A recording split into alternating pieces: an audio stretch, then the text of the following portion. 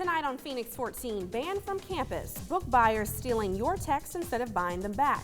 What you need to know about this latest crime. It's kind of disgusting, and I'm very disappointed in my school. Tenure troubles, the battle between students, faculty, and administration to keep one professor. Predicting. Very good. Very good.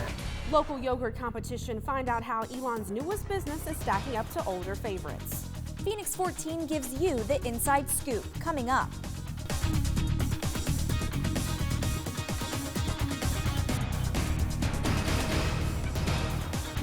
One local bar is in trouble tonight after being caught serving alcohol to underage customers. Again. We've got fresh facts tonight surrounding the ALE's latest bust in Elon. We begin tonight with news that Sandy Subs, a hotspot for Elon students, is facing new problems from the state's Alcoholic Beverage Control Commission. Our Nick Ochsner spoke with the state officials today who say their customers are what got the bar in trouble. Nick is standing by live along Williamson Avenue with more details. Nick? Yeah, Mallory, officials with the Alcohol Law Enforcement Agency's district office in Greensboro tell me that Sandy Subs, located just a few blocks from where I'm standing here in the heart of downtown Elon, received another violation last week. Special Agent in Charge Rodney Beckon said today that one of his agents cited the bar for allowing underage patrons to drink alcohol. Several underage individuals were also cited for drinking at the bar that night. The violations will now be sent to the state ABC Commission, which will hear the new charges. A spokeswoman for the ABC Commission tells me that the commission uses a set of uniform guidelines for punishing businesses found guilty of repeat violations. Under the guidelines, a fourth violation results in either a suspension of 30 days or a 5-day suspension of their license and a $3,500 fine. Now, representatives of Sandy's Subs approached me while I was getting footage of their restaurant today, and when asked, they had no comment. Do you have a comment? Ma'am? Do you have a comment on your fourth ALE violation? Again, I want to clarify that the ABC Commission has yet to hear this newest set of violations, but we'll certainly keep following this story and we'll bring you updates as they develop. For now, we're live along Williamson Avenue. Nick Ochsner, Phoenix 14 News Tonight. Thanks, Nick. Now here's what we're following in the Crime Watch tonight. It sounds innocent enough, people coming to Elon wanting to buy professors' unused textbooks. But more than a decade ago, they were banned from campus. David Hodges tells us why book buyers are not welcome at Elon. Tuesday, campus police were running all over Elon trying to catch a couple of book buyers who were on university grounds without permission. According to campus police, book buyers are supposed to acquire a permit before coming to Elon. They have to register, go through the process, and if they choose not to do that, then, you know, we're not a public institution, we're a private institution, and we request that they leave campus. The two book buyers were met by campus police near the Corey Business Center and Duke Building, and they were asked to leave school property. Although some book buyers offer good business, in the year 2000, teachers were returning to their offices and finding several books missing. They hadn't been bought, but stolen. And what we have discovered over the years is that it is, in fact, the book buyers who are coming in and taking them off the shelves. Giles says that most Elon faculty have dealt with book buyers before, but that it only takes a few with questionable morals to make them a threat to students and professors. I get annoyed that they want to take advantage of faculty, you know, and staff, and that they have the gall to walk into offices and actually take books. And Chief Ganto says that book buyers move so fast across campus that if they've stolen something, it's hard to catch up to them. If they are a thief, they're successful at it because they've just done it so often, they've got their routine down, and it's very hard to track them down and catch them. David Hodges, Phoenix 14 News. The two buyers on campus were not charged with stealing anything, but Giles says that she usually sees book buyers on campus 5 to 6 times a semester. New details tonight in the drug string that led to the arrest of 2 Elon students and 3 others. Last week, Phoenix 14 was the first to tell you about Taylor Zachary's arrest during class. Since we first brought you that story, Burlington police now say that Zachary was cooperative during the arrest. A copy of the search warrant also shows that a police officer posed as a FedEx delivery man to deliver a package containing more than 4 pounds of marijuana to the apartment Zachary shared with 4 others. Police executed the search warrant shortly after the package was delivered. Using bath salts to get high.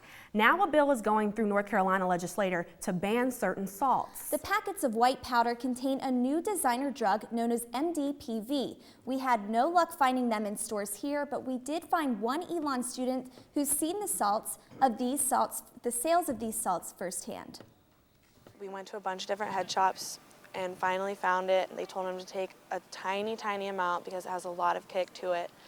And so he went home and took some, and he thought it was wearing off, so he took some more, and then thought he was going into cardiac arrest. The drug is known to cause paranoia, intense panic attacks, hallucinations, and addiction. The packaging on brands like Vanilla Sky say not for human consumption, but the Carolinas Poison Control Center reports 57 documented cases of abuse in the state since October. If the bill passes, having more than 28 grams of the salts could be punishable as a felony. The substance could be banned in North Carolina starting December 1st this year. And SGA executive staff for next year is filled out, but many other positions are empty. Both the senior and junior class are missing a vice president, secretary, and a treasurer because no one ran in last month's elections. The academic council is also missing 4 positions. SGA advisor Jana Lynn Patterson says the spots will be filled by the students nominated by the executive president and approved by the Senate. Phoenix 14 spoke with President-elect Sam Warren as he prepares to nominate people for the empty positions.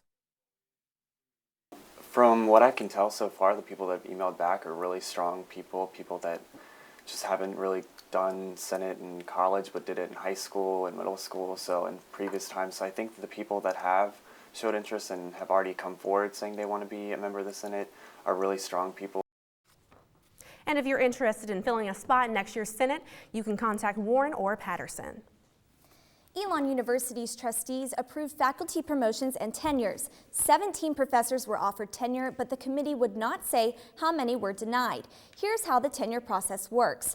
First, candidates submit a portfolio to the committee after teaching at Elon for 6 years. The portfolio includes self, student, and department chair evaluations, a review from their dean, published work, and letters of support. The committee meets throughout fall semester, then makes a recommendation to the provost. Now a story you'll see only on 14. This year's tenure list is causing student and faculty protests, all in support of an Elon professor who was not granted tenure. Sophie Nielsen-Colding has more on this developing story. Thanks, Mallory. One professor's name who wasn't on that list is Lisa Peliquin. Peliquin is a sociology professor at Elon. She advises the sociology fraternity, she's an LGBT ally, and she mentors students with their research. She's published at least 3 works. The last one was in November 2010. The decision not to grant Peliquin tenure has sparked outcries from students, but also from professors. Phoenix 14 obtained copies of multiple emails sent by professors last week defending Peliquin and calling for the tenure process to be reviewed. And we met for 4 hours this year when we looked at all of the people that were going through the promotion and tenure process. Provost House has the last say on faculty tenure and promotion before the list of recommendations goes to President Lambert. We take it very seriously. We try to consider all of the information. We go by what has been established. The faculty member must demonstrate high quality teaching, service, advising, and scholarship. But now a group of tenured faculty in the sociology and anthropology department are questioning that system. The group sent an email to all faculty and staff last week. What is not understandable is that Elon should sustain a tenure and promotion review system that allows the uniform judgments of departments, those who are most familiar with the work of colleagues and who are responsible for guiding their development, to be disregarded. The faculty who sent the email in defense of Peliquin say she was a model of blending those tenure traits together. They're questioning how the tenure board reached a different conclusion. Faculty in the sociology and anthropology department aren't the only ones speaking out. Students have sent emails to President Lambert and Provost House, and they've even created a Facebook petition group.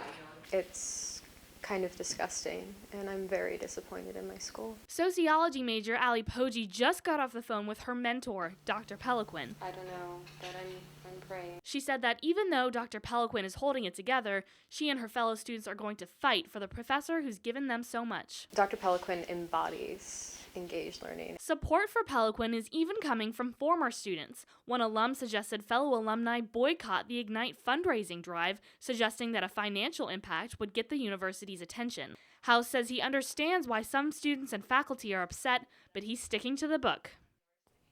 In March 2009, students protested the tenure denial of communications professor Osek Eke. But this is the first time in recent years that faculty have questioned an individual decision and the tenure process. Poggi says she still hopes that the decision to deny Dr. Pelequin tenure is overturned. Back to you guys. Thanks, Sophie. Now, for the first time in Elon's history, international students were invited to Fellows Weekend. Fellows Weekend's always a big Now Elon can show off the beginning of an international Fellows program. To show off what I think is the best of Elon.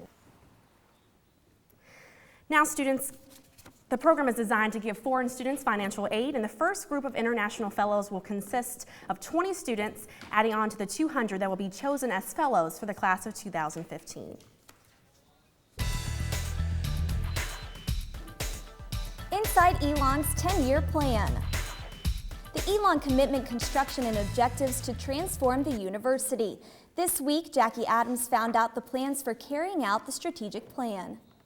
It takes 23 people to create Elon's strategic plan, and after it's approved, it's up to Neil Bromelo and a small team to make it a reality. I think it's like the engineer on an old choo-choo train on a steam locomotive.